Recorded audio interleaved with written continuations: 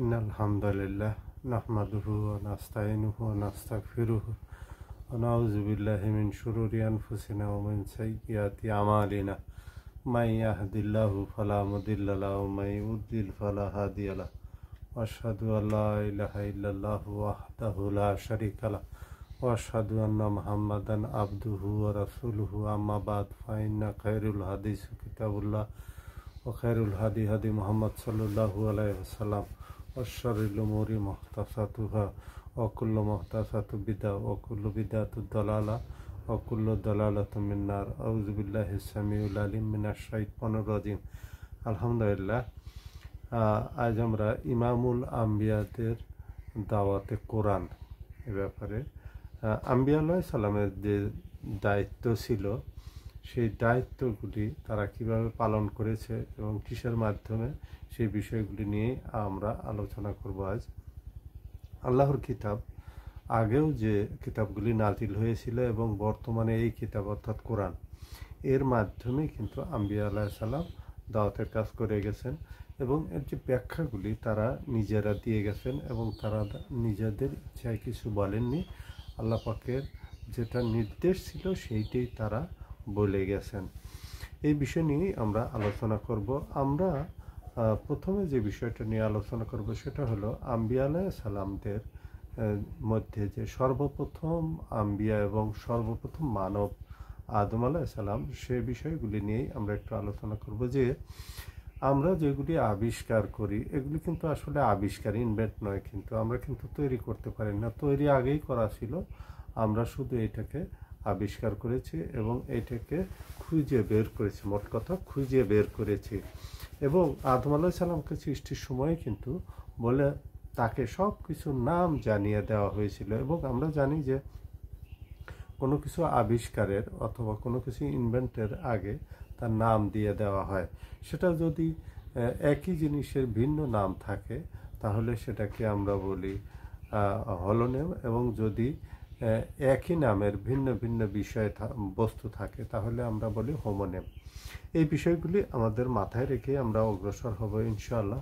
তো মোট কথা বলা যায় যে আদম আলাইহিস সালামের সৃষ্টির সময় তার ব্রেনের ভিতরে পটেনশিয়ালি কিন্তু আমাদের এই জিনিসগুলির নাম, এই বিষয়গুলি আমাদের জানানো হয়েছিল, যেমন ওয়াইফাই এবং আমরা যে বর্তমান যে 3G 4G 5G ইন্টারনেট ব্যবহার করি এই বিষয়গুলি এবং ইলেকট্রোম্যাগনেটিক ফিল্ড থেকে শুরু করে বড় বড় রকমের যে আবিষ্কারগুলি যেগুলি বর্তমানে আমরা জানতে পেরেছি সেই বিষয়গুলি কিন্তু আগেই আদম আলাইহিস সালামের ব্রেনে পটেনশিয়ালি দিয়ে দেওয়া হয়েছিল।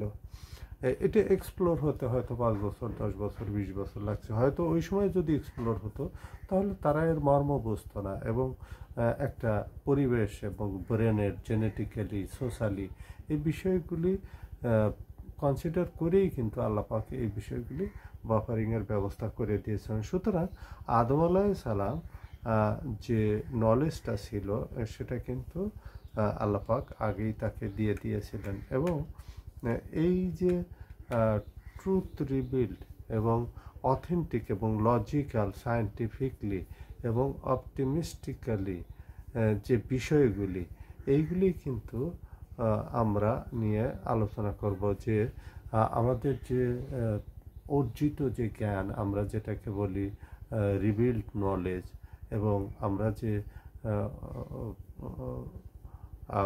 অর্জিত যে জ্ঞান যেটাকে আমরা অ্যাকোয়ার্ড নলেজ বলি এবং যেটা আমরা সরাসরি পেয়ে থাকি রিবিল্ড নলেজ, ওহির জ্ঞান যেটা আর কি, সেটার ভিতরে কিন্তু আমরা একটু লক্ষ্য করব এবং সংক্ষিপ্ত আকারে জানার জন্য চেষ্টা করব। এবং যে আমাদের সবচেয়ে কোরআনকে পরীক্ষা করার জন্য যে কোরআন বিরোধীরা যে বিষয়গুলি সবচেয়ে বেশি ব্যবহার করে সেটা কিন্তু সায়েন্টিফিক বিষয়গুলি বেশি ব্যবহার করে।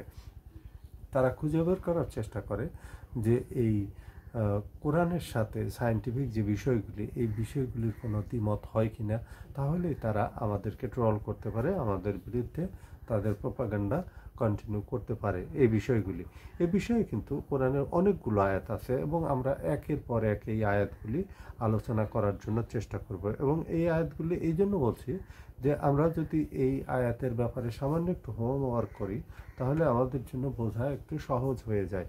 তার ভিতরে আছে যেমন সূরা আল ইমরানের 19 নম্বর আয়াত, সূরা আন নিসার 59 এবং 13 নম্বর আয়াত, সূরা জুমুর এর 9 নম্বর এবং 14 নম্বর আয়াত, সূরা বনী ইসরাইলের 36 নম্বর আয়াত, সূরা আনামের 19 নম্বর আয়াত।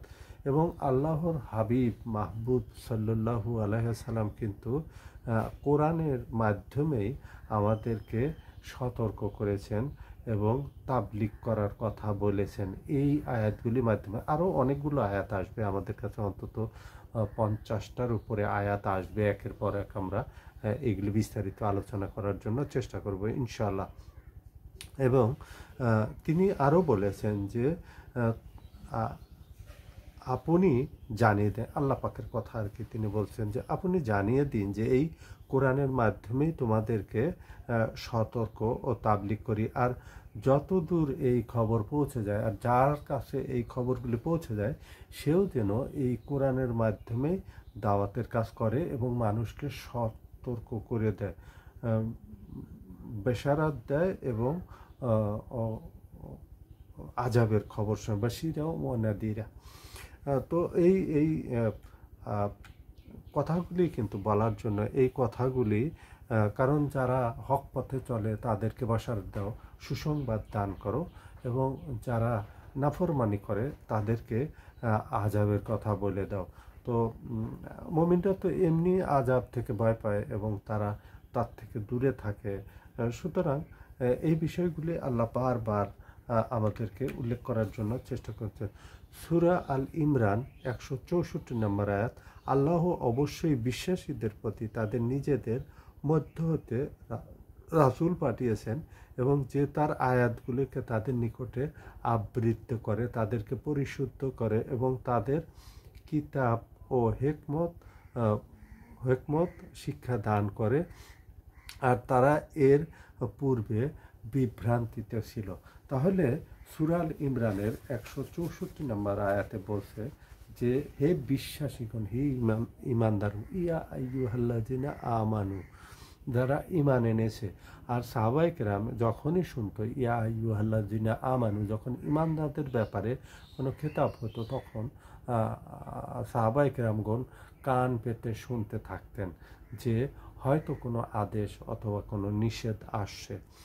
সুতরাং এই কোরআনের মাধ্যমে, এই আল্লাহর কিতাবের মাধ্যমে আম্বিয়া আলাইহিস সালাম তাদেরকে পড়ে শোনাতো এবং তাদের ভয় দেখাতো, খুশির খবর শোনাতো, জান্নাত জাহান্নামের খবর শোনাতো এবং আগের কওমগুলি যে ধ্বংস হয়েছিল সে বিষয়গুলিও তাদেরকে সুন্দরভাবে বলে দিত এবং তাদেরকে পরিশুদ্ধ করত এবং তাদের ভিতরে যে ছোটোখাটো যে আকীদায়ে খারাপি ছিল সেগুলি তাদেরকে উম্মতদেরকে জানিয়ে দিত এবং তাদেরকে হিকমত দান করত। এবং এই যে কাজগুলি সহজ করার জন্য, এই কাজ থেকে এবং মন্দ কাজ থেকে নিজেকে ওভারকাম করার জন্য তাদেরকে হিকমত অর্থাৎ বিচক্ষণতা, ইন্টালেকচুয়ালিটি দান করতেন।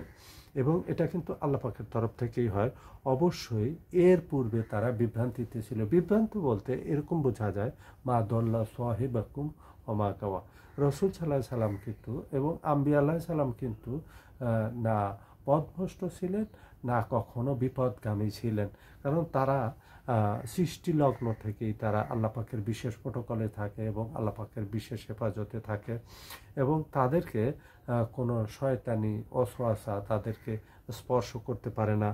যখনই তাদের উপরে কখনো কোনো পরীক্ষা আসে তখনই আল্লাহ পাক তাদেরকে হেফাজত করে থাকেন। আমরা সূরা ইউসুফে জানি যে ইউসুফ আলাইহিস সালামও ওই মহিলার সাথে ওই রকমই হয়তো বা করতেন, কিন্তু যদি আল্লাহ পাকের বোরহান না দেখতেন। সুতরাং আল্লাহ পাক কিন্তু তাদেরকে বিশেষ প্রোটোকলে রাখে, বিশেষ হেফাজতে রাখে এবং তাদেরকে সাহায্য করে। কারণ ইমামুল আম্বিয়া মুহাম্মদ সাল্লাল্লাহু আলাইহি সাল্লামের উপরে যে কোরআন নাজিল হয়েছে এটি কিন্তু ফাইনাল ডেস্টিনি। সুতরাং অন্যান্য আগের যে কিতাবগুলি সেগুলিও কিন্তু বিভিন্ন পাঠ আকারে নাজিল হয়েছিল এবং তাদের ভিতরেও কিন্তু আকীদাগত কোনো পার্থক্য ছিল না। ওই সময়ের প্রেক্ষাপটে যতটুকু আল্লাহ পাক ইচ্ছা করেছেন এবং যতটুকু প্রয়োজন মনে করেছেন তাদেরকে ওইভাবে তিনি তাদেরকে গাইড দিয়েছেন এবং সেইটাই তাওয়াতুরের সাথে একের পর এক চলে আসছে। এবং কোরআন পাকের কিন্তু প্রায়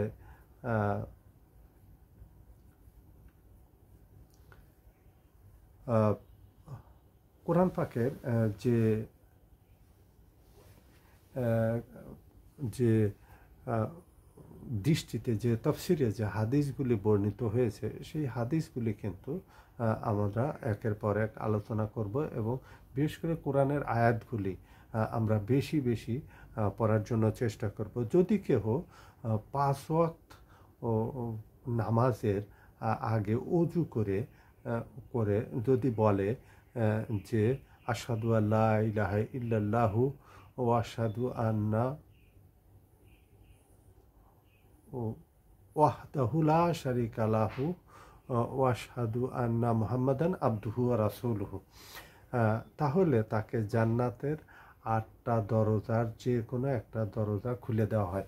আসলে কোনো ইবাদতের আগে পবিত্রতা, যেটা আর কি ওযু আমরা যেটা বলি, ওযু, তায়াম্মুম, এই বিষয়গুলি কিন্তু আমাদেরকে অবশ্যই লক্ষ্য রাখতে হবে যে পবিত্রতা কিন্তু তাহারাত যেটাকে আমরা বলি সেটা কিন্তু খুবই গুরুত্বপূর্ণ। আমরা অবশ্যই পবিত্র হয়ে এই কাজটা, সূরা মুসলিম শরীফের একটা হাদিস আছে 2005 নম্বর কিতাবুল জুমা, জাবের বিন আবদুল্লাহ রাদিয়াল্লাহু আনহু বলেন যে রাসূল সাল্লাল্লাহু আলাইহি সাল্লাম যখন খেতাব করতেন কোরআনের আয়াত তেলাওয়াত করার পরে তিনি যে আয়াতটা যে কথাগুলি আলোচনা করতেন সেটা হলো আম্মা বাদ ফাইন্না খায়রুল হাদিসু কিতাবুল্লাহ ও খায়রুল হাদি হাদি মুহাম্মদ সাল্লাল্লাহু আলাইহি সাল্লাম ও শাররিল উমুরি মুহতাসাতুহা ও কুল্লু মুহতাসাতু বিদআ ও কুল্লু বিদআতু দালালা কুল্লু দালালাতিন মিন্নার।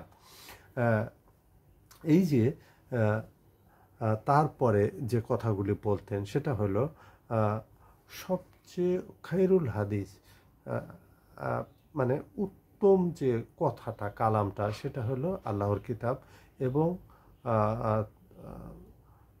হেদায়েতের যে পথ যে রাস্তা সেটা হলো মুহাম্মদ সাল্লাল্লাহু আলাইহি সাল্লাম।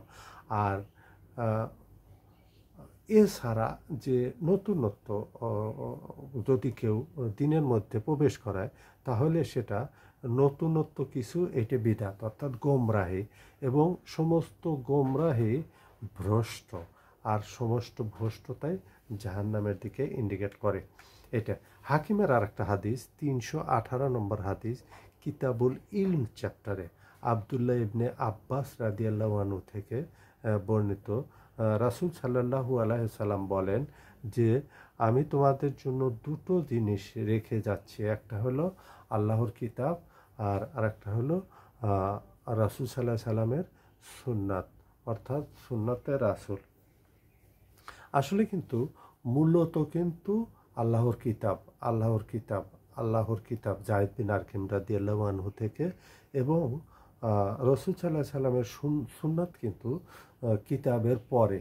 যদি কিতাবে আমরা কোনো কিছু খুঁজে না পাই, যেহেতু কিতাবটা হলো আল্লাহর কিতাব হলো একটা টেক্সট বুক, আর টেক্সট বুকে সব কিছু থাকে না, কিছু জিনিস হাদিসের মাধ্যমে আমরা জানতে পারি। যেমন নামাজ, কোরআনে বারবার আসছে নামাজ, আকিমুস সালাহ, জাকাতের কথা বলছে, কিন্তু জাকাতের বিস্তারিত আসছে হাদিসে। সুতরাং আমাদেরকে আল্লাহর কিতাব এবং রাসূল সাল্লাল্লাহু আলাইহি সাল্লামের হাদিস দুটোই কিন্তু আমাদেরকে প্রাধান্য দিতে হবে। মুসলিমের হাদিস 2950 নম্বর কিতাবুল হজ চ্যাপ্টার জাবের বিন আবদুল্লাহ, আমার পরে নিঃসন্দেহে আমি তোমাদের জন্য দুটো জিনিস রেখে যাচ্ছি, শক্তভাবে ধরে আল্লাহর কিতাব যেটা কখনো গোমরাহ হবে না, আর একটা হলো যা কখনো গোমরাহ হবে না। আমি কি আল্লাহর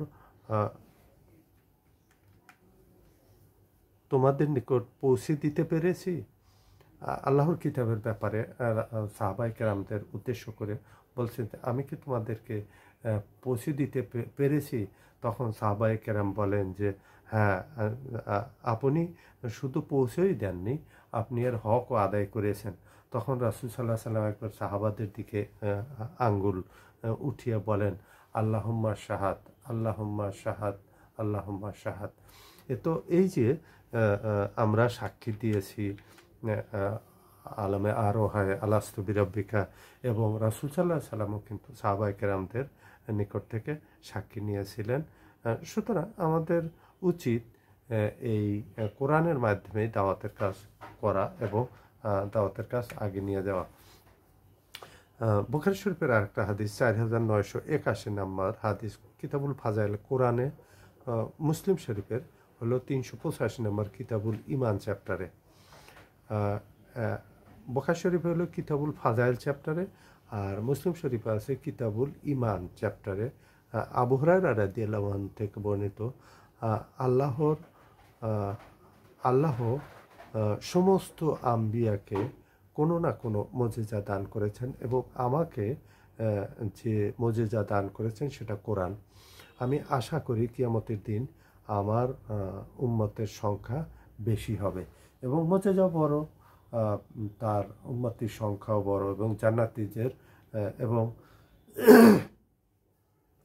কোরআন এমন একটা মুজিজা যেটা কিয়ামত পর্যন্ত, আজ আমরা মুসা আলাইহিস সালামের মুজিজা প্রমাণ করতে পারবো না, আজ আমরা ঈসা আলাইহিস সালামের মুজিজা প্রমাণ করতে পারবো না, আজ নূহ আলাইহিস সালাম, অন্যান্য যে আম্বিয়া আলাইহিস সালামের যে মুজিজা দেওয়া হয়েছিল সেগুলি প্রমাণ করতে পারবো না, কিন্তু মুহাম্মদ সাল্লাল্লাহু আলাইহি সাল্লামের যে মুজিজা কোরআন, সেটা আজও আমরা প্রমাণ করতে পারবো এবং কিয়ামত পর্যন্ত এটা প্রমাণ করতে সক্ষম হবে যে এই মুজিজাটা। হাদিসে মুত্তাফাকুন হাদিস, বুখারী মুসলিমের হাদিস, কিয়ামতের দিন আমি আশা করি, রাসূল সাল্লাল্লাহু আলাইহি সাল্লাম বলেন যে কিয়ামতের দিন আমি আশা করি যে জান্নাতীদের বেশিরভাগই উম্মতে মুহাম্মদী হবে এবং তাদের মুজিজাও সবচেয়ে বড়, এই জন্য তাদের সংখ্যা বেশি হবে। এবং ইবনে মাজার একটা হাদিস আছে যে কিয়ামতের দিন 120 কাতারের মধ্যে 80টা কাতার, অর্থাৎ 2/3 হবে আমার উম্মতের। রাসূল সাল্লাল্লাহু আলাইহি সাল্লাম বলেন, মুসলিমের আরেকটা হাদিস আছে, সেটা হলো গাদিরে খুনের হাদিস। আমরা জানি মুসলিম শরীফের 4টে হাদিস আছে, যে 6225 থেকে 6228 পর্যন্ত, সেটা হলো কিতাবুল ফাজাইল চ্যাপ্টারে গাদিরে খুমের হাদিস নামে পরিচিত। এটা ফেমাস হাদিস আর কি। জায়েদ বিন আরকাম রাদিয়াল্লাহু আনহু থেকে বর্ণিত যে তিনি বলেন যে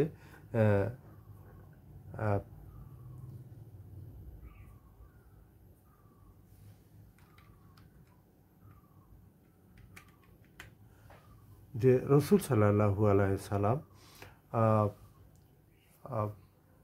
মক্কা এবং মদিনার মাঝখানে হজ থেকে 17 তারিখ আর কি, 17 জিলহজ আর কি, মক্কা থেকে মদিনার মাঝখানে খুম নামে এক জায়গায় তিনি পানির জন্য যাত্রা বিরতি করেন এবং সেখানে উট দিয়ে এবং খেজুরের দিয়ে সুন্দর করে মেম্বার তৈরি করা হয় এবং সেখানে তিনি যে ভাষণটা দেন সেটা হলো এইরূপ যে আমি আল্লাহর আম্বিয়া, হতে পারে যে কোনো সময় আল্লাহর ফেরেশতা আমার কাছে আসে আর আমি তার দাওয়াত কবুল করি। আমার পরে তোমাদের কাছে আমি দুটো ভারী জিনিস রেখে যাচ্ছি, একটা হলো আল্লাহর কিতাব, আল্লাহর কিতাব, আল্লাহর কিতাব, এতে হেদায়েত আছে, এতে নূর আছে, একে শক্ত করে ধরো, তোমরা কখনো গোমরা হবে না। আর আরেকটা হলো যে আমার পরিবার পরিজনের প্রতি আল্লাহর ভয় দেখাচ্ছি, আমার পরিবার পরিজনের প্রতি আল্লাহর ভয় দেখাচ্ছি, আমার আহলে বয়তের প্রতি আল্লাহর ভয় দেখাচ্ছি। কারণ রাসূল সাল্লাল্লাহু আলাইহি সাল্লামকে আগেই বলে দেওয়া হয়েছিল যে তার উম্মতের সাথে, তার সাহাবায়ে কেরামদের সাথে, সাহাবায়ে কেরামদের আহলে বায়াতের সাথে, পরিবার পরিজনের সাথে, তার নিজের পরিবার পরিজনদের সাথে কি ব্যবহার করা হবে এবং তাদেরকে, তো আল্লাহ পাক যে দুটো বিষয় রাসূল সাল্লাল্লাহু আলাইহি সাল্লামের মাধ্যমে জানিয়ে দিয়েছিলেন। একটা হলো আল্লাহর কিতাবকে শক্তভাবে ধরতে, আর আরেকটা হলো আহলে বায়াতের প্রতি সদ্ব্যবহার করতে এবং তাদের প্রতি আল্লাহর যে ভয় দেখিয়েছিলেন। আর রাসূল সাল্লাল্লাহু আলাইহি সাল্লামের ওফাতের 50 বছর পরে না তারা কোরআনকে আঁকড়ে ধরেছিল, না তার আহলে বায়াতকে ছেড়েছিল। আমরা জানি যে রাসূল সাল্লাল্লাহু আলাইহি সাল্লামের ওফাতের 50 বছর পরে 61 হিজরিতে তার পরিবারের 18 জন সহ মোট 72 জনকে কারবালার ফোরাত নদীর কিনারায় তারা শহীদ করে দিয়েছিল হৃদয় বিদারকভাবে। এটা একটা বড় রকমের একটা অ্যাট্রোসিটি, একটা জেনোসাইড। আর তারা যে ছোট ছোট বাচ্চা, এবং তারা কিন্তু ইচ্ছা করলে মদিনার থেকে একটা লস্কর সাথে যেতে পারতো, তারা কিন্তু তা যান নাই। তারা এমন এক রকমের নিরস্ত্রই বলা চলে। তারা গিয়েছিলেন দাওয়াত কায়েম করার জন্য, এবং রাসূল সাল্লাল্লাহু আলাইহি সাল্লামের শেষ যে আশা ইচ্ছাগুলি, এবং তারা কিন্তু কুফাবাসীর দাওয়াতেই গিয়েছিলেন, কিন্তু সেটা তাদের পূরণ করতে দেওয়া হয়নি। আর সেই সাথে যে তিরমিজির একটা হাদিস আছে, সেটা হলো যে হাসান হোসেন জান্নাতি যুবকদের সর্দার। আর সেই জান্নাতি যুবকদের সর্দার যারা দুনিয়ার থেকে জান্নাতের বেশারাত, শুধু জান্নাতি নয়, জান্নাতিদের নেতা হিসেবে যাদেরকে প্রেডিকশন দেওয়া হয়েছিল, ভবিষ্যৎবাণী করে দেওয়া হয়েছিল আল্লাহর পক্ষ থেকে, আর তাকেই কারবালা ময়দানে ফোরাত নদীর পাশে কিনারে তাদেরকে শহীদ করা হয় হৃদয় বিদারকভাবে। এই বিষয়গুলি অবশ্যই উম্মতের জন্য খুবই গুরুত্বপূর্ণ এবং অবশ্যই একটা চিন্তার বিষয়। এবং বুখারী শরীফের 4460 নম্বর হাদিস, কিতাবুল মোগাজি চ্যাপ্টারে আবদুল্লাহ ইবনে আবি আওফা রাদিয়াল্লাহু আনহু 86 হিজরিতে 86 হিজরি এবং তালহা রাদিয়াল্লাহু আনহুকে জিজ্ঞেস করেন যে রাসূল সাল্লাল্লাহু আলাইহি সাল্লাম কি কোনো উত্তরাধিকার, কোনো ওসি বানিয়ে গিয়েছিলেন? তিনি বলেন যে না, তিনি শুধু কিতাবুল্লাহ এর উপরে চলার নির্দেশ দিয়েছিলেন। সুতরাং রাসূল সাল্লাল্লাহু আলাইহি সাল্লামের যে ওসি, রাসূল সাল্লাল্লাহু আলাইহি সাল্লামের আল্লাহ যে খলিফা, সে কিন্তু আল্লাহর কিতাব। এবং আবু বকর সিদ্দিক রাদিয়াল্লাহু আনহুর যে সময়ে সেটাই কিন্তু প্রকাশ পায় যে রাসূল সাল্লাল্লাহু আলাইহি সাল্লাম যেটা করেছেন আমি সেটা করব। এবং রাসূল সাল্লাল্লাহু আলাইহি সাল্লামের সময়ে যারা উট জাকাত দিতে, এবং উটের জাকাত দিতে গিয়ে যদি রশি দিতেও অস্বীকার করে, তবু আমি তাদের সাথে যুদ্ধ ঘোষণা করব। এটি কিন্তু আবু বকর সিদ্দিক রাদিয়াল্লাহু আনহুর সময় হয়েছিল। মুনকিরিনে জাকাতের ব্যাপারে আমরা যতটুকু হাদিসের মাধ্যমে জানতে পারি। আমরা যে কথাগুলি বলবো বেশিরভাগই কিন্তু বুখারী, মুসলিম, কোরআনের আয়াত, এইগুলির মাধ্যমে আমরা আলোচনা করার জন্য চেষ্টা করব। কারণ আমরা কিচ্ছা কাহিনী, আজগবি এবং তাসাউফের কিতাব থেকে এবং বিভিন্ন ধরনের তারিখের কিতাব থেকে আমরা অনেক কিছু শুনে থাকি, বলে থাকি, বুঝে থাকি, এবং সেখান থেকে আমাদের উন্নতির চেয়ে অবনতি হয় বেশি। সুতরাং আমরা এখানে আল্লাহ এবং আল্লাহ রসুলের ব্যাপারে বেশি বেশি কথা বলার জন্য চেষ্টা করব।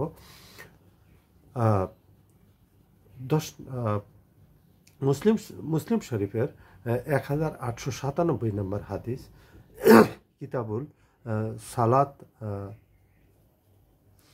চ্যাপ্টারে, সেটা হলো রাবি সাইদ বিন ওমর ইবনে খাত্তাব, সাইয়েদেনা ও উমর ইবনে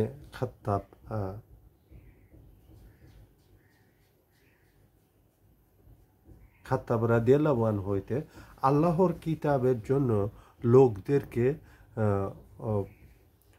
বিজয় করবে এবং এই কিতাবের জন্য তাদের অবনতি করবে। আল কোরআন হুজ্জাতুল্লাকা ও ইলাইকা। তো এখানে এই কোরআনের মাধ্যমে আমরা জানি এর আগেও কিন্তু যে টেম্পারিং কিতাবগুলি, সেইগুলি আঁকড়ে ধরার কারণেই কিন্তু ইসলাম অর্থাৎ দুনিয়া আগে যেতে সমর্থ হয়নি, অর্থাৎ বিশ্ব যেটা আমরা বলি 1604 সালের যে রোমান আম্পায়ারদের মাধ্যমে যে খুন খারাপা হয়েছিল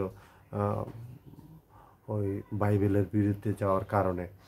সুতরাং এক সময় বাইবেলকে আঁকড়ে ধরার কারণে, কারণ বাইবেলে অনেক ট্যাম্পারিং বিষয় আছে এবং তার ভিতরে যে উল্লেখযোগ্য বিষয়গুলি ছিল যে বিভিন্ন মাখলুককে তারা অগ্নি পূজারীরা এবং বিভিন্নভাবে তারা রব হিসেবে ঘোষণা করেছিল। যখন কোরআন এই বিষয়গুলিকে ফাইন্ড করে বের করে যে না, এগুলি আল্লাহ পাকের মাখলুক, এগুলির করার কিছুই নাই, সুতরাং তখনই কিন্তু এইটার থেকে দূরে এসে তারা কিন্তু ওই আল্লাহ পাকের কিতাবের উপরে কাজ করার জন্য চেষ্টা করে। সুতরাং তখন কিতাবকে আঁকড়ে ধরার কারণেই কিন্তু তারা ওই উম্মতকে পিছনের দিকে ঠেলে দিয়েছিল এবং বর্তমান জামানায় কিন্তু কোরআনকে পিছনে ত্যায্য করার কারণেই কিন্তু ইসলাম আগে যাচ্ছে না। সুতরাং আমরা যদি কোরআনের মাধ্যমে এবং যে কোরআনের যে আয়াতগুলি, সায়েন্টিফিক যে ফ্যাক্টগুলি, সেইগুলি যদি আমরা অবজার্ভ করি তাহলে আমরা দেখতে পাবো যে কোরআনের কোনো আয়াতই সায়েন্টিফিকলি বিপরীতমুখী নয়, বরঞ্চ সহায়ক। এবং যে বিষয়গুলি আমরা 1400 বছর আগে জানতে পেরেছি, সেই বিষয়গুলি আমরা কিন্তু খুব বেশি হলে 100 বছর, 200 বছর অথবা 50 বছর, কিছু কিছু বিষয় আছে 20 বছর, কিছু কিছু বিষয় আছে এখনও আবিষ্কার হয়নি, হয়তো পরবর্তীতে 100, 500, 1000 বছর পরে আবিষ্কার হবে। সুতরাং এই যে কোরআনের যে কিয়ামত পর্যন্ত যে মজেজাটা, এটাই কিন্তু সায়েন্টিফিক হাইপোথিসিসের পরিবর্তে কোরআন সায়েন্টিফিক যে ফ্যাক্টগুলি আর কি, যেগুলি স্ট্যাবলিশ সায়েন্স যেটা আর কি, সেইটার মাধ্যমে আমরা কিন্তু জানতে পারি। যেমন আলাকার যে বিষয়গুলি, তারপরে বিগ ব্যাংয়ের যে বিষয়গুলি এবং অন্যান্য যে অ্যারোনটিক যে যেটা মহাকাশ বিজ্ঞানের যে দ্বারা যে প্রমাণিত হয়েছে বিভিন্নভাবে যে বিষয়গুলি আমরা বর্তমানে জানতে পারি, সেই বিষয়গুলি কিন্তু কোরআনের সাথে সাংঘর্ষিক নাই। সুতরাং কোরআন কিন্তু রিবিল্ড নলেজের পাশাপাশি কিন্তু অ্যাকোয়ার্ড নলেজকেও প্রাধান্য দিয়ে থাকে, যার মাধ্যমে আমরা অবশ্যই কোরআনকে আল্লাহর কিতাব হিসাবে বলতে পারি। এবং আমরা যেহেতু মুসলমান, আমরা অবশ্যই বিশ্বাস করি, কিন্তু যারা অ্যাথিস্ট, যারা নাস্তিক, ডিনাইল গড যারা আছে, তারাও কিন্তু মনে প্রাণে বিশ্বাস করে যে এটা আল্লাহর বাণী।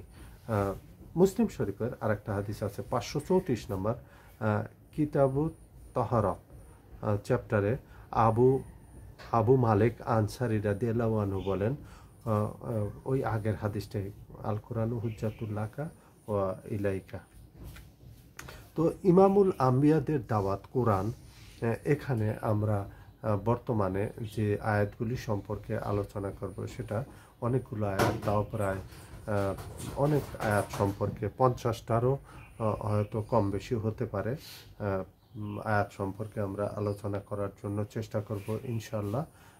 আউযুবিল্লাহি মিনাশ শাইতানির রাজিম, বিসমিল্লাহির রহমানির রহিম। সূরা বাকারার 2 নম্বর আয়াত এ আছে যে এই কিতাব, তাতে কোনো সন্দেহ নাই, আর হেদায়েতের জন্য আল্লাহর যারা আল্লাহকে, জালিকাল কিতাবুল লা রাইবা ফিহি হুদাল লিল মুত্তাকিন, যারা তাকওয়া, ইন্না আকরামাকুম ইনদাল্লাহি আতকাকুম। আল্লাহ পাকের কিন্তু পছন্দ তারা যারা তাকওয়া অবলম্বন করে, আল্লাহকে ভয় করে। এবং এই কিতাবে কোনো সন্দেহ নেই যে এটা আল্লাহ পাকের কিতাব। এবং এই কিতাব, যে কিতাব, তার শুরুতেই সে নিজেই বলে দিচ্ছে যে এতে কোনো সন্দেহ নেই। সুতরাং এটা নিঃসন্দেহ বলা যেতে পারে যে এই কিতাব আল্লাহরই কিতাব। এবং এই কিতাব, এবং বর্তমানে জামানার যে নন মুসলিমগুলি মুসলমান ধর্ম গ্রহণ করছেন এবং মুসলমানদের দিকে চলে এসছেন, তারা কিন্তু এই কোরআনের মাধ্যমেই এবং কোরআনকেই তারা কিন্তু প্রাধান্য দেওয়ার জন্য চেষ্টা করেছেন এবং এই কোরআনের মাধ্যমেই কিন্তু তাদেরকে আল্লাহ পাক হেদায়েত দিয়েছেন। তার ভিতরে আমরা যদি বলি doctor Yusuf Green, doctor Abdur Rahman Green, Yusuf এস্ট্রাস, জোসায়া এবং বড় বড় যে নন মুসলিমদের যে পাদ্রী ছিল, প্রিস্ট ছিল, তারা বিভিন্ন ধর্মের সম্পর্কে গবেষণা করেছে এবং পরে তারা ইসলাম ধর্ম গ্রহণ করেছে। এবং তাদের ইতিহাস যদি আমরা জানতে পারি তাহলে বুঝবো যে তারা কিভাবে ইসলামের স্বাদ গ্রহণ করেছে এই কোরআনের মাধ্যমে। আর আজ আমাদের জন্য দুঃখজনক হলেও সত্য যে আমরা এই কোরআনকে শুধু একটা কিতাব হিসাবে রেখে দিয়েছি, মুখস্থ করি এবং সুন্দর কেরাত করি, তেলাওয়াত করি, মানুষের মন জয় করি, কিন্তু এই কোরআনের ভিতরে যে বিষয়গুলি আছে সেগুলি জানার চেষ্টা করি না, বোঝার চেষ্টা করি না। আর এই কোরআন বিশ্বের ভিতর সবচেয়ে যে গ্রন্থটা পাঠ করা হয় সেটা হলো কোরআন, এবং যে গ্রন্থটা সবচেয়ে বেশি না বুঝে পাঠ করা হয় সেটাও কোরআন। সুতরাং এই কিতাব আমাদেরকে অবশ্যই এই কিতাবের মাধ্যমে আমাদেরকে দিনের দাওয়াতের কাজ করে যেতে হবে। দ্বিতীয় যে আয়াতটা সেটা হলো সূরা ফুসসিলাতের 42 নম্বর আয়াত। বাতিল সম্প্রদায় এই কিতাবের আগে পিছিয়ে কোনো কিছু সংযুক্ত করতে পারবে না। কারণ বাতিলরা যতই চেষ্টা করুক যে কোরআনের আগে কিছু যুক্ত করলো, অথবা পিছে কিছু কেটে দিল, অথবা পিছে কিছু যুক্ত করলো, অথবা আগে কিছু যুক্ত করলো, পিছে কিছু যুক্ত করলো, আগের থেকে কিছু কেটে দিল, পিছের থেকে কেটে দিল, এটা তাদের পক্ষে সম্ভব না। কারণ কোরআনের প্রতিটা শব্দই আফাকি, এবং একটা শব্দ যদি স্কিপ করা যায় তাহলে পরেই তার ভিন্নতা এসে যায়, এবং একটা শব্দ যদি যোগও করা যায় তাহলে এর চেয়ে উত্তম আর শব্দ খুঁজে পাওয়া যায় না, পুরো শব্দটাই অন্যরকম হয়ে যায়। এই জন্য কিন্তু আমরা যখন কোরআন পাঠ করতে থাকি আল্লাহর পক্ষ থেকেই কিন্তু আমরা বুঝতে পারি যে হয়তো আমাদের কোথাও ভুল হয়েছে, এবং পরবর্তীতে আমরা কিন্তু রিভার্স করে ওইটা আবার দ্বিতীয়বার পুনরায় বলতে থাকি এইটা। এবং এই কোরআন যে মহিমান্বিত যে কোরআন, এবং এই আল্লাহর পক্ষ থেকেই যে নাজিল করা হয়েছে, এর কিন্তু প্রতিটা শব্দেই কিন্তু এর প্রমাণ পাওয়া যায়, এবং এটাই কোরআনের বিউটি, এবং কোরআনের মাধ্যমে এটি আমরা জানতে পারি। সূরা হিজরের 9 নম্বর আয়াতে আল্লাহ পাক বলছেন যে এ কিতাব আমি নাজিল করেছি এবং এর হেফাজতের দায়িত্ব আমার। সুতরাং এই কিতাব কিন্তু আগের যে কিতাবগুলি সেগুলি কিন্তু ওই উম্মতের জন্যই কিন্তু তাদেরকে এর হেফাজতের দায়িত্ব দেওয়া হয়েছিল, তারা সেটা হেফাজত করতে সক্ষম হয়নি। কিন্তু এই কিতাব কিন্তু আল্লাহ পাক কিন্তু হেফাজতের দায়িত্ব দিয়েছেন এই উম্মতের উপর, আল্লাহ পাক নিজেই হেফাজতের দায়িত্ব নিয়েছেন। সুতরাং বুখারী মুসলিম মুত্তাফাকুন হাদিস আর কি, যে আমার পরে 30 জন মিথ্যা, তিরমিজির হাদিসও আছে আর কি, যে আমার পরে 30 জন মিথ্যা নবীর আগমন ঘটবে। তার ভিতরে একটা আছে হলো মুসালমা কাজ্জাব, যেটা আবু বকর সিদ্দিক রাদিয়াল্লাহু আনহুর সময়, আর আরেকটা হলো, আরও অনেকগুলি হয়তো চলে গেছে, আরেকটা হলো যে গোলাম আহমেদ কাদিয়ানি। এই যে দুটো দজ্জালের কথাই আমরা জানতে পারি। এবং তিরমিজির যে হাদিসটা সেটা হলো আনা খাতামুন নবীন লা নবী বাদি, আমি শেষ নবী এবং আমার পরে আর কোনো নবী আসবে না। এইটা কিন্তু পরিষ্কার করে দিয়েছেন যে, এবং যেহেতু এই কিতাব হলো শেষ কিতাব, ফাইনাল কিতাব, সুতরাং এরপরে আর কোনো কিতাবও আসবে না, এরপরে আর কোনো নবী আসবে না। সূরা কামারের 17, 22, 32, 40 নম্বর আয়াতে, 4টে আয়াত আর কি।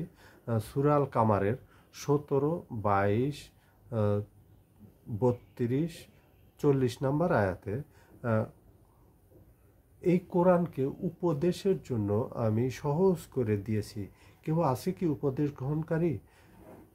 কিতাবের সহজ কিতাব, এবং এই কিতাব এমন একটা ভাষায় নাজিল করা হয়েছে আরব দেশে, যারা আরব দেশে বিচরণ করেছেন তারা ভালোভাবে বুঝতে পারবেন তারা একটা কি টাফ পরিবেশে, এবং এই কোরআন যেখানে নাজিল হয়েছে যে পরিবেশে, যে কাবিলার, এলাকায় নাজিল হয়েছে সেটি কিন্তু আসল আরবি, বেস আরবি। অনেকেই বলে থাকেন যে ভাষাগত দিক থেকে, ব্যাকরণগত দিক থেকে কোরআনের কিন্তু বিভিন্ন প্রকারের আছে, যেহেতু আমরা জানি যে বিভিন্ন ধরনের ইসলামিক স্কলারদের কাছে অভিযোগ করেছেন এবং অনেকেই এ ব্যাপারে অনেক কথা বলেছেন। সুতরাং এই বিষয়গুলি কিন্তু আমাদেরকে অবশ্যই লক্ষ্য রাখতে হবে যে কোরআনই কিন্তু ডিকশনারি, এবং কোরআন থেকেই আরবি ভাষার শুরু, এবং কোরআন কিন্তু আসল আরবি। আমি যদি কোনো ভাষাকে যদি জাস্টিফাই করতে চাই তাহলে ডিকশনারি দেখতে হবে, এবং সেই ডিকশনারিটা কিন্তু বেস হতে হবে।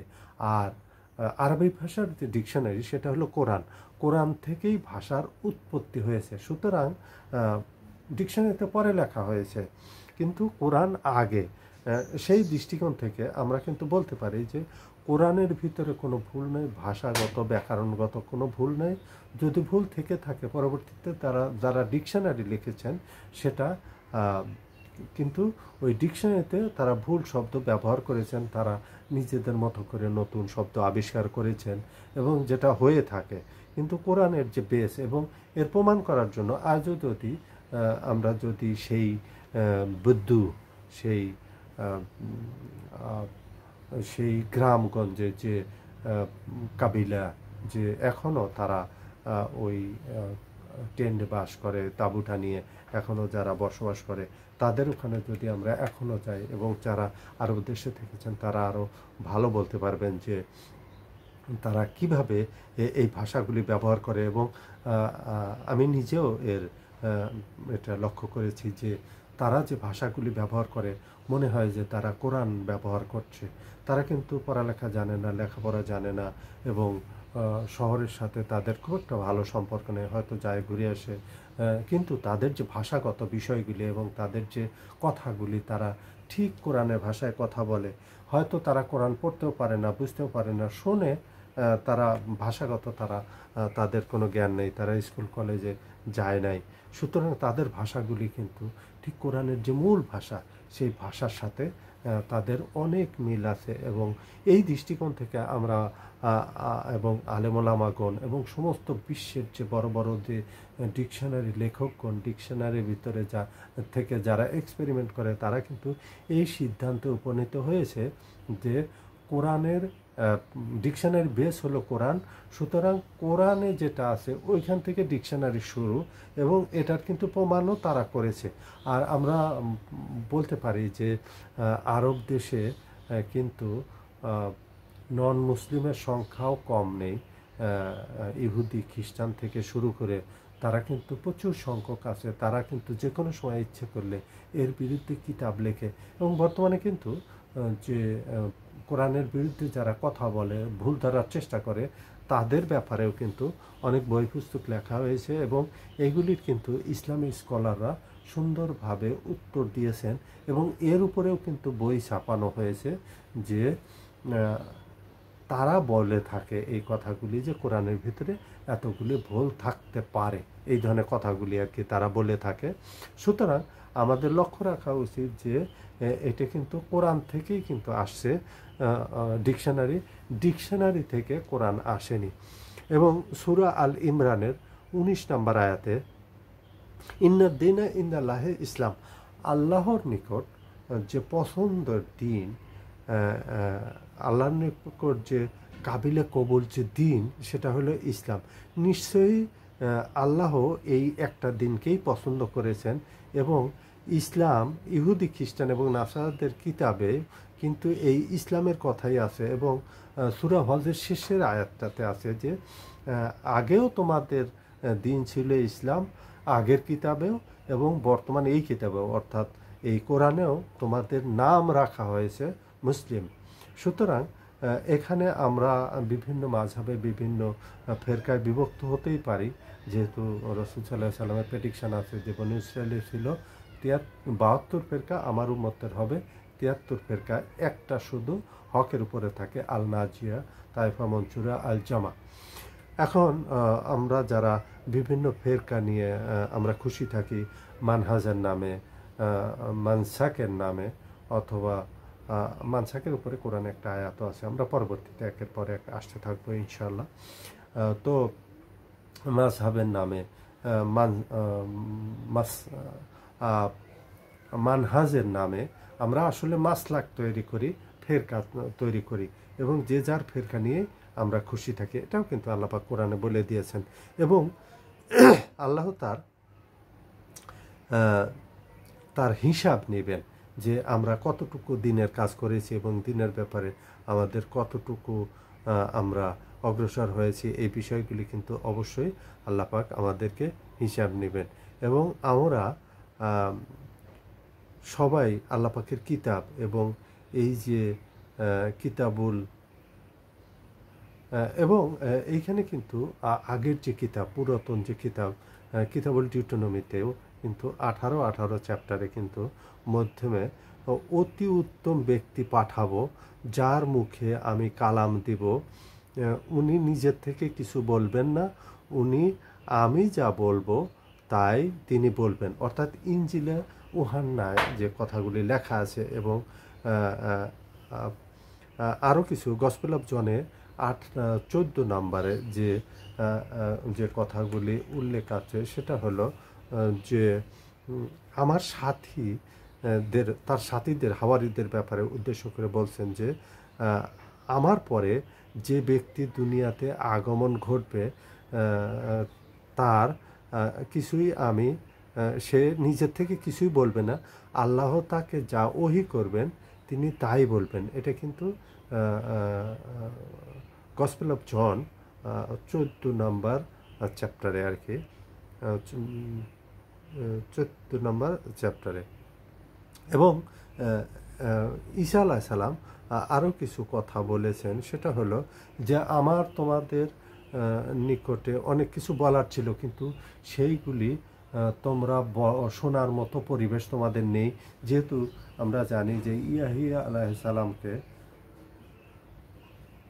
হত্যা করা হয়েছিল, জাকারিয়া আলাইহিস সালামকে হত্যা করা হয়েছিল, ঈসা আলাইহিস সালামকে আল্লাহ পাক উঠিয়ে নিয়েছিলেন। সুতরাং যে একটা আন্দোলন সৃষ্টি হয়েছিল, একটা পরিবেশ সৃষ্টি হয়েছিল ইহুদিদের পক্ষ থেকে, এবং সেই সাথে তখন তো ইহুদি ছিল আর খ্রিস্টানদের সংখ্যা মাত্র 12 জন ছিল। তো ওই সময়ের প্রেক্ষাপটে কিন্তু ঈসা আলাইহিস সালামের অনেক কথা বলার ছিল। তিনি এইভাবেই বলে গিয়েছিলেন যে আমার তোমাদেরকে অনেক কিছু বলার ছিল, কিন্তু তোমরা সেগুলি বলার মতো পরিবেশ তোমাদের নেই এবং সেগুলি শোনার মতো অবস্থাও তোমাদের হাতে নেই, পরিবেশ নেই তোমাদেরকে। সুতরাং তোমরা অপেক্ষা করো, আমার পরে যে লোকটাকে পাঠাবো আল্লাহর কাছে সুপারিশ করে। আসলে এখানে কিন্তু যারা ঈসা আলাইহিস সালামকে ডিভিনিটি ক্লেম করে তারা কিন্তু এই জিনিসটাও বোঝে যে তাদের বোঝার ব্যাপার ছিল, এবং ওই সময় তো মাত্র 12 জন ছিল আর সব তো ইহুদি ছিল, আর এবং ইহুদি তো অবশ্যই ওই ঈসা আলাইহিস সালামের বিরুদ্ধে ছিল এবং তার আগে দুটো আম্বিয়াকে হত্যা করেছে এবং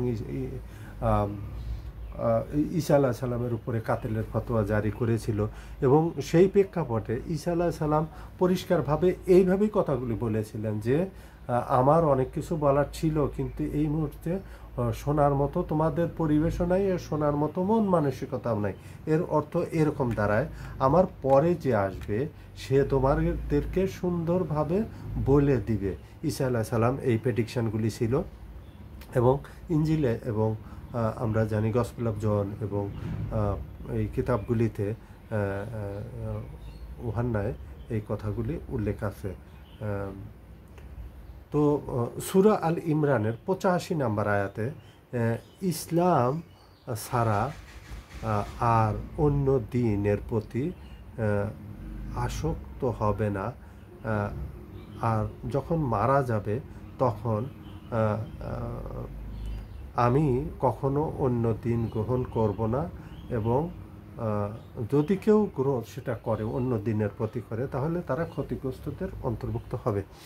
সূরা আল ইমরানের 85 নম্বর আয়াতে যে ইসলাম ছাড়া আর অন্য কোনো দিন আল্লাহর কাছে গ্রহণযোগ্য নয়। যদি কেউ অন্য দিনের উপরে মারা যায় এবং তাদের ইন্তেকাল হয়, তাহলে সেটা কখনো গ্রহণযোগ্য হবে না। আল্লাহ স্টেট কাট নিষেধ করে দিয়েছেন সূরা আল ইমরানের 85 নম্বর আয়াতে, এবং সে অবশ্যই ক্ষতিগ্রস্তদের অন্তর্ভুক্ত হবে। সুতরাং বেসিক যে দিন সেটা কিন্তু এখনও মাহফুজ আছে, কারণ তাওরাত, জবুর, ইনজিল এগুলি যদিও ট্যাম্পারিং হয়েছে, কিন্তু আকিদায়ে তৌহিদ কিন্তু এখনও অক্ষত অবস্থায় আছে, এখনও সেটা অক্ষত অবস্থায় থাকবে। সূরা হিজরের 2 নম্বর আয়াতে আল্লাহ পাক বলেছেন, কিয়ামতের দিন কাফের ইচ্ছা করবে, আশঙ্কা করবে, হায় আফসোস যদি আমরা দুনিয়াতে মুসলমান হতাম।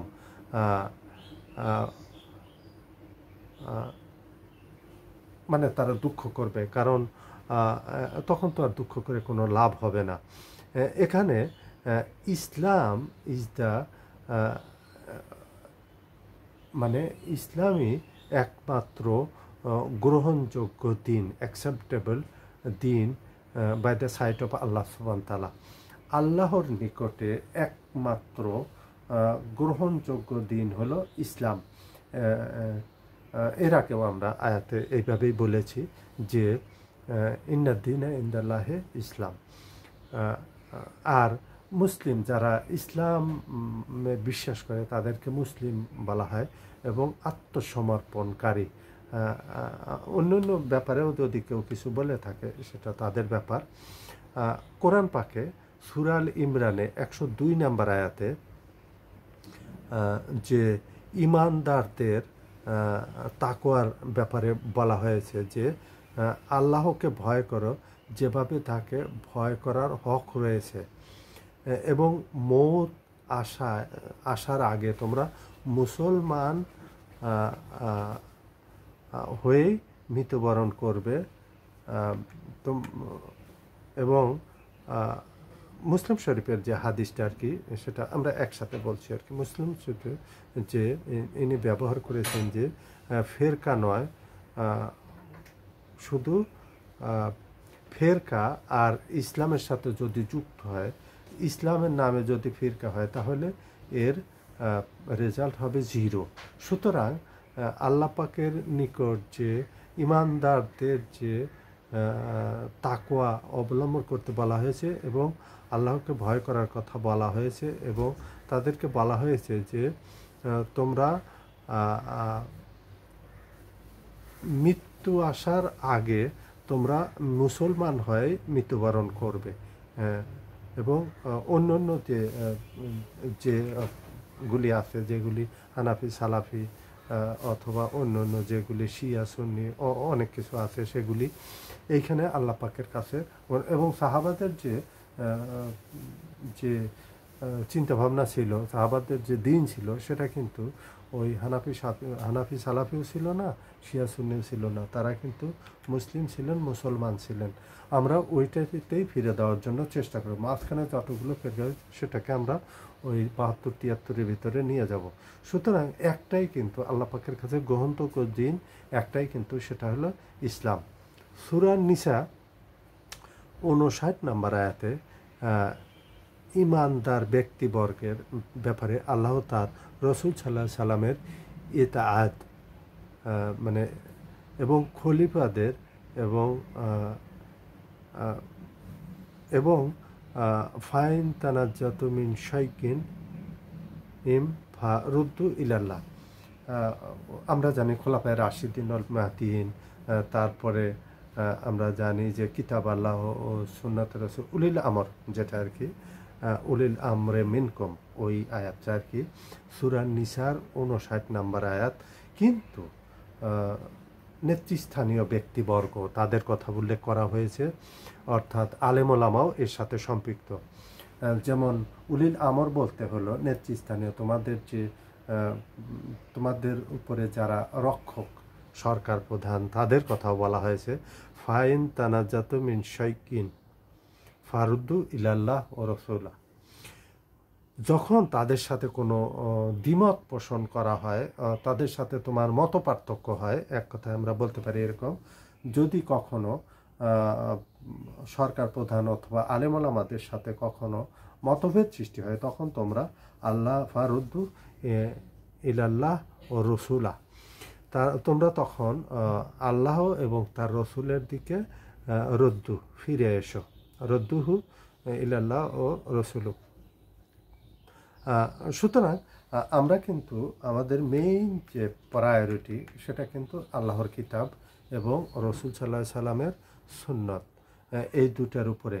এবং ইজমার কথাও আমরা আগে বলেছি যে ইজমাও ইন্নাল্লাহ লা ইয়াজমাই উম্মতি দালালাতিন আবাদা, আর ইজমায় আল্লাহর হাত আছে। কারণ গোমরাহিতে আমার উম্মত, রাসূল সাল্লাল্লাহু আলাইহি সাল্লাম হাকিমের হাদিস 395 অথবা 98 নম্বর হাদিস, আমরা পরবর্তীতে আলোচনা করব, কোটটা দিব এটাকে। হাকিমের হাদিস,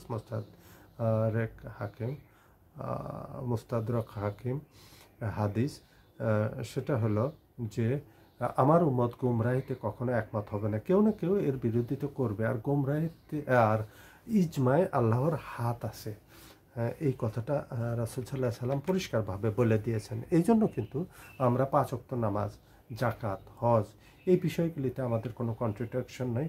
এটা শিয়া, সুন্নি ও হানাফি, সালাফি হোক, দুনিয়ার যত মুসলমান আছে সবাই কিন্তু মুত্তাফাক যে নামাজ, রোজা, হজ, জাকাত, আখেরাত, ফুলসিরাত, এই যে কিছু কিছু বিষয় আছে, এগুলির ব্যাপারে কিন্তু সবাই মুত্তাফাক।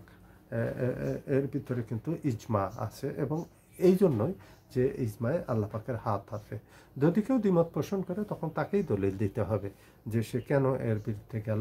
হয় সে খারিজি হবে, অথবা সে ইসলাম থেকে বা সেটা আবাজিও হতে পারে, সে আলাওয়িও হতে পারে, সে নুসারিয়াও হতে পারে, সে কাদিয়ানিও হতে পারে, মুনকিরিনে রসুল, মুনকিরিনে কিতাব, মুনকিরিনে জাকাত, মুনকিরিনে হজ, যে কোনো ইসলামের যে ফাউন্ডেশনগুলি আছে সেগুলির যে কোনো একটা অস্বীকার করলে তার আর ঈমান থাকে না। সূরা আল ইমরান 31-32 নম্বর আয়াতে বলছেন যে ইন কুনতুম তুহিব্বুনাল্লাহ ফাত্তাবিউনি। আল্লাহ পাক বলছেন, যদি আমার ভালোবাসা পেতে চাও আমার রসুলের ইত্তেবা করো। অনেকেই বলেন কিন্তু যে আমার রসুলকে ভালোবাসো। ভালোবাসা আর এতাত দুটো মিলেই কিন্তু ইত্তেবা। আমার শুধু ভালোবাসলে চলবে না, তার এতাদও করতে হবে, তার অনুসরণও করতে হবে। এটা আমরা শুধু ভালোবাসা নিয়ে ব্যস্ত থাকি, আমরা শুধু রাসূল সাল্লাল্লাহু আলাইহি সাল্লামের ভালোবাসার পরে থাকি, কিন্তু তার যে হাদিসগুলি সেগুলি কোনো না কোনোভাবে অস্বীকার করে থাকি, মুনকিরিনে হাদিস হয়ে যায়। সূরা আল ইমরানের 31-32 ইন কুনতুম তুহিব্বুনাল্লাহ ফাত্তাবিউনি। যদি আল্লাহর ভালোবাসা পেতে চাও আল্লাহ, তাহলে রসুলের ফাত্তাবিউনি, ইত্তেবা করো। ইত্তেবাও কিন্তু ইতাত আর মুহিব্ব দুটো মিলেই কিন্তু ইত্তেবা। সুতরাং আমরা কিন্তু আল্লাহ পাক কিন্তু পরিষ্কার বলে দিয়েছেন যে আমার ভালোবাসা পেতে চাইলে আমার রসুলের ইত্তেবা করো, আমি তোমাকে ভালোবাসবো। আর আমরা পরবর্তীতে যে হাদিসগুলি বলবো সেটা হলো যে মুআজ ইবনে জাবল রাদিয়াল্লাহু আনহু একদিন রাসূল সাল্লাল্লাহু আলাইহি সাল্লামের গাধার পিছনে, এবং এতটুকু দূরত্ব ছিল যে মাঝখানে যদি একটা লাঠি পাতাল করে রাখা যায় তাহলে সেই লাঠির দূরত্ব এবং মুআজ ইবনে জাবল রাদিয়াল্লাহু আনহুর যে হাদিসটা আমরা পরবর্তীতে বিস্তারিত আলোচনা করব, বারবার বলছেন যে মুআজ লাব্বাইক ইয়া রাসূলুল্লাহ, মুআজ, একটু পরে আবার বলছে মুআজ লাব্বাইক। কারণ কনসেন্ট্রেশন মানে পাকাপোক্ত করার জন্য রাসূল সাল্লাল্লাহু আলাইহি সাল্লাম যেমন আল্লাহ পাক কোরআনে ইয়া আইয়ুহাল্লাযিনা আমানু যখনই বলতেন হে ঈমানদারগণ, তখনই সাহাবায়ে কেরাম কান পেতে শুনতেন যে এখন কোনো আদেশ অথবা নিষেধ আসছে। সুতরাং এই মুআজ রাদিয়াল্লাহু আনহু বলছে 3 বার বলার পরে, মুআজ তুমি কি জানো যে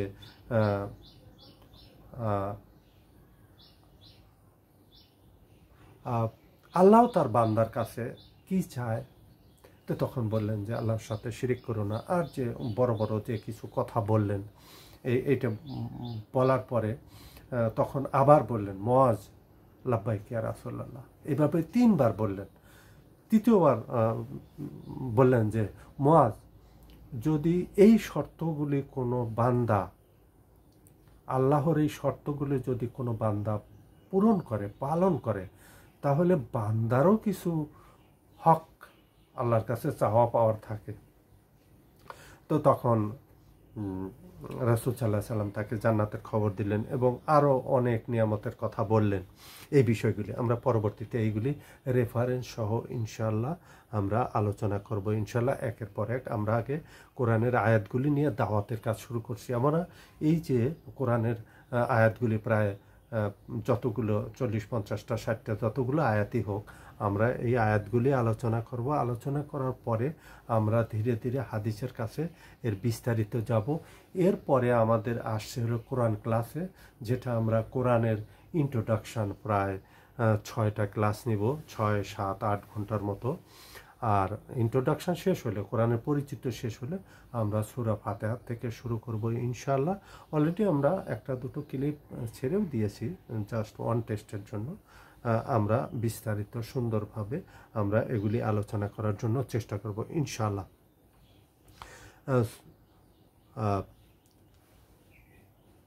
সূরা আল আনামের 116 নম্বর আয়াত, তুমি পৃথিবীর বেশিরভাগ এর মতদর্শর পথে যদি চলো, তাহলে তারা তোমাদেরকে গোমরাহের দিকে নিয়ে যাবে। তারা নিজেদের ইচ্ছার উপরেই বেশি প্রাধান্য দেয়। আমরা সাধারণত গণতন্ত্রের যে মেইন যে কনসেপ্ট, সেটা হলো মেজরিটি মাস্ট বি গ্যারান্টেড। আমরা মানে আকসারিয়াত আর কি, মানে বেশিরভাগের মতামতের ভিত্তিতে আমরা একটা সিদ্ধান্ত গ্রহণ করে থাকি। কিন্তু দেখা যায় যে দুনিয়াতে বেশিরভাগ মানুষই সুবিধাবাদী, সুবিধাভোগী। এই দৃষ্টিকোণ থেকে কিন্তু তারা বলে থাকেন যে গণতন্ত্র হারাম। কিন্তু এটা কিন্তু একটা তন্ত্র বিষয়।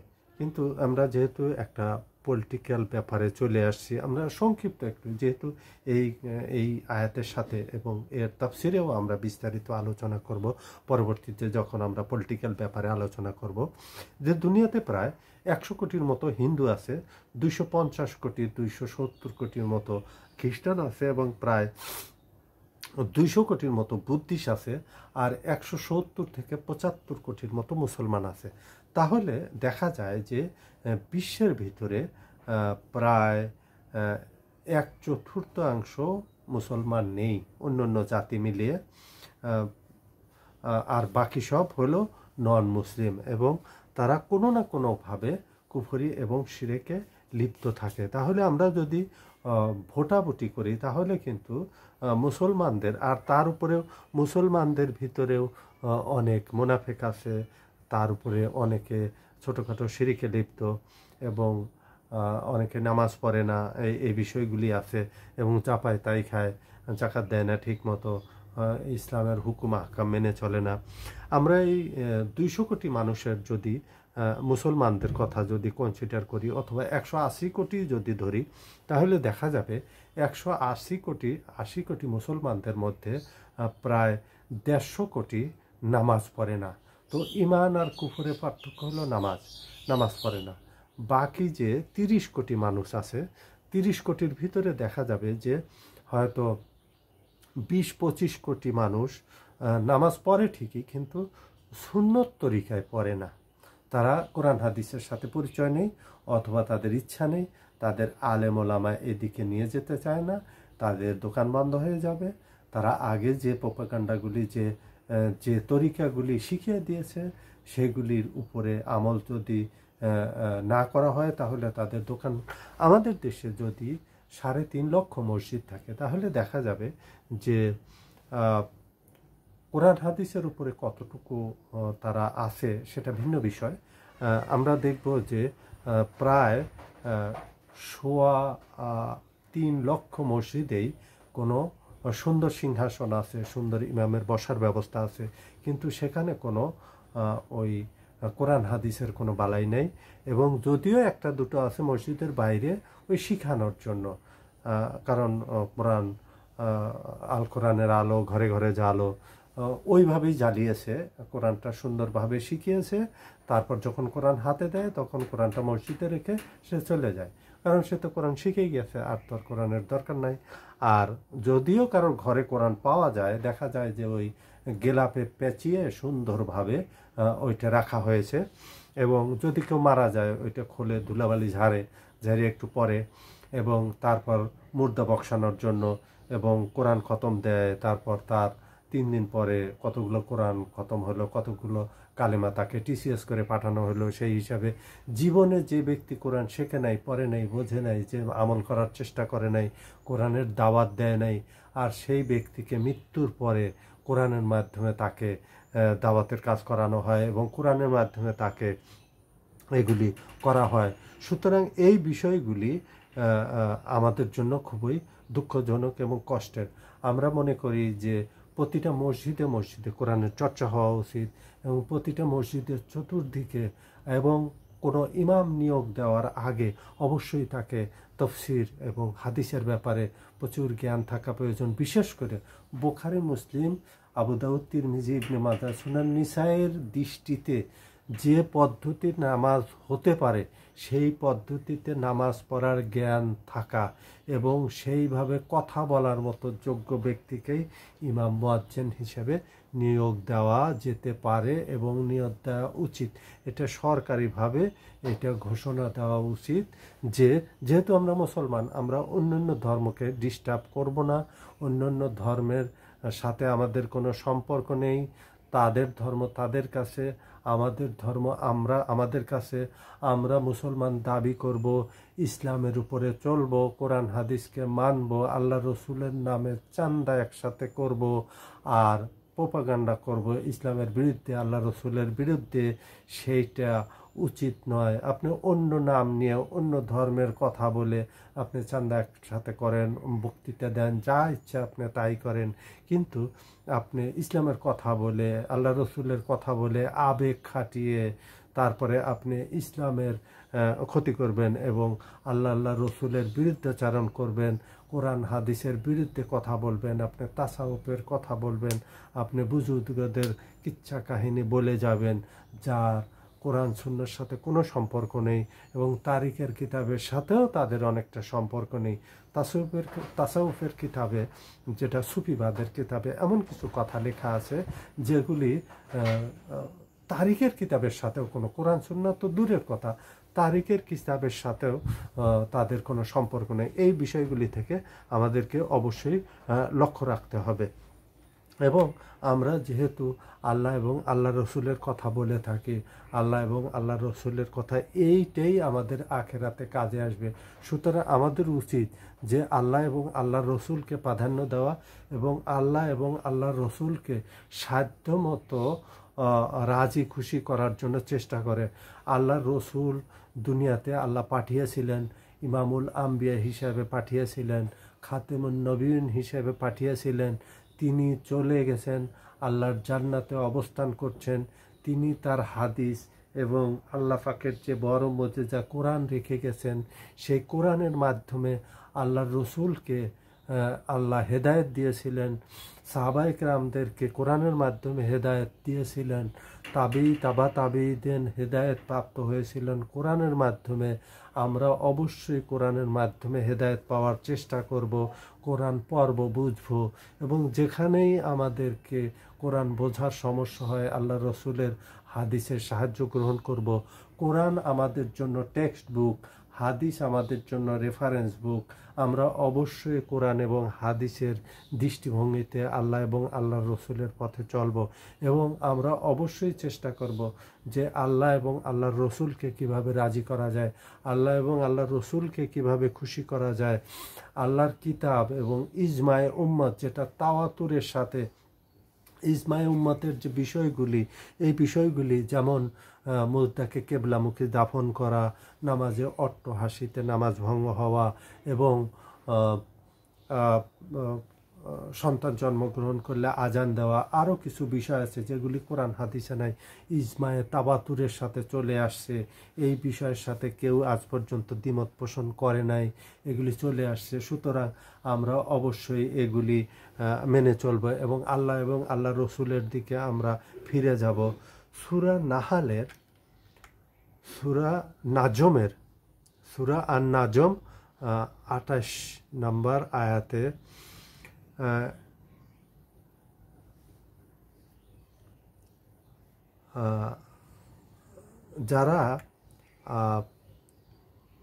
যাদের কোনো ইলম নেই, নিজের ধারণার উপরে চলে এবং তারা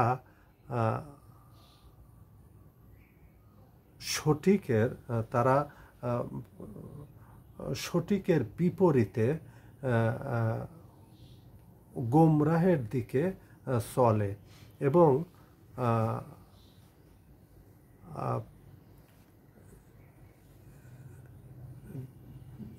ইসলামে ধারণার কোনো স্থান নাই,